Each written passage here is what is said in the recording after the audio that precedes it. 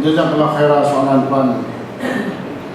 Pertamanya Tuan sebut kita tidak berduit. Tuan-tuan, saya sembang dengan sahabat. Ini background sikit Tuan ya.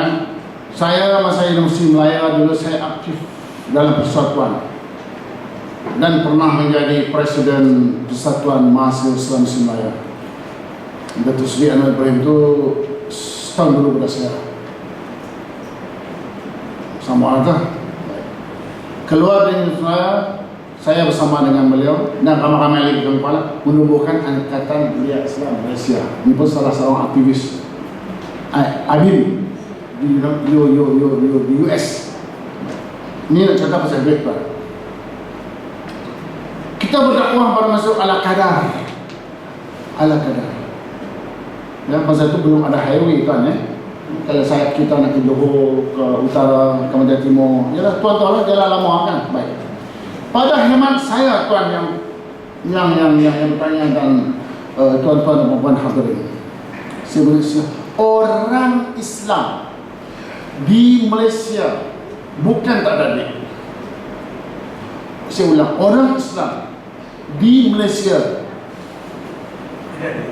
banyak duit. Saya ingat ada satu orang ada private jet-nya 2 biji. Saya tak tahu mungkin tuan-tuan lebih tahu lah pada saya. Private jet 2 biji. Ya, dia kata itu duit dia. Tak apalah. Tapi poin dia, bila hang nak mati, hang panggil orang agama main baca Yasin ke hang. Ini poin saya. Kalau sekarang ada 500 juta, kamu bagi 50 ringgit. Allah malam, saya tak pernah kenapa.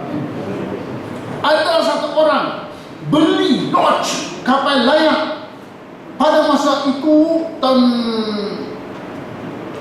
90-an. Ford 40 juta kapal layar dengan bala gedung rumah. Tu tak cerita nak park di mana, Port Kelang lagi. Bayar kru dan semuanya. Ini kita tuan-tuan jangan simpan hati dengki dah. Jangan ya. Dengki dosa besar. Jangan. Tapi kita mempersoalkan orang Islam tak ada duit. Betul kan?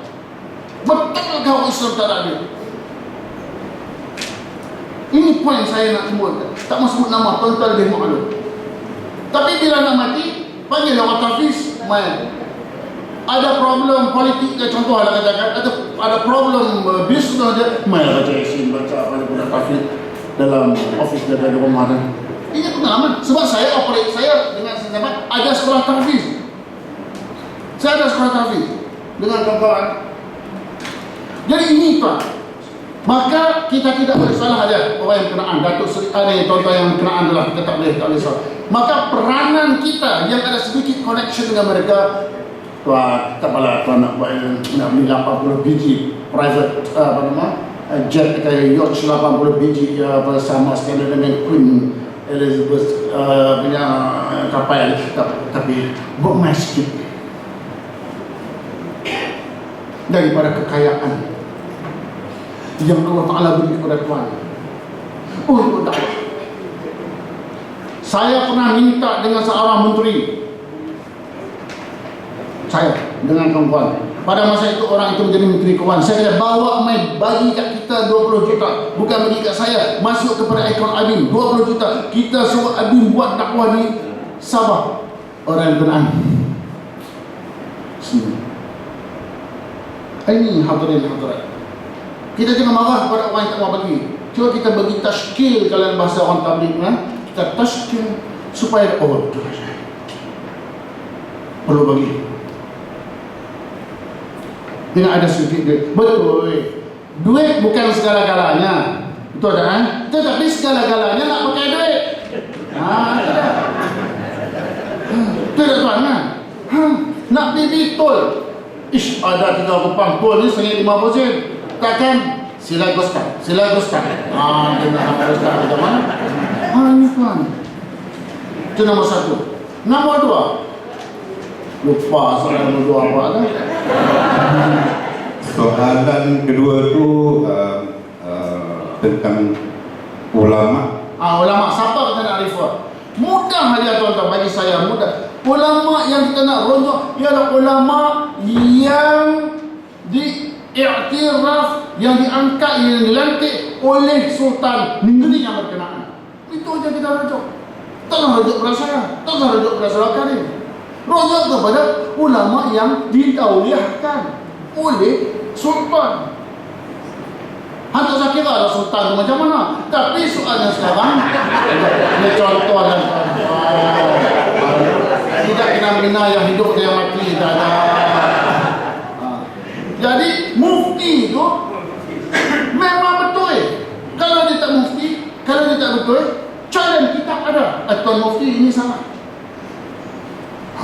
Baru ni kita jumpa Datuk Tanwis kan, saudara apa nama kali ziarah. Jadi poinnya kita kena rujuk kepada ulama yang diiktiraf oleh negeri. Soal macam tu ulama ni itu nama ajaran. Jadi kita jangan tak masuk. Jangan tak masuk.